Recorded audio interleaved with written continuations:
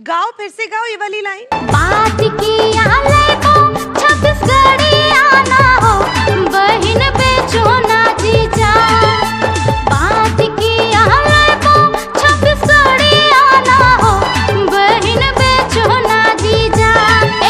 लेके आया साला टेम्पो गाड़ी आना हो, बहिन बेचो ना जीजा।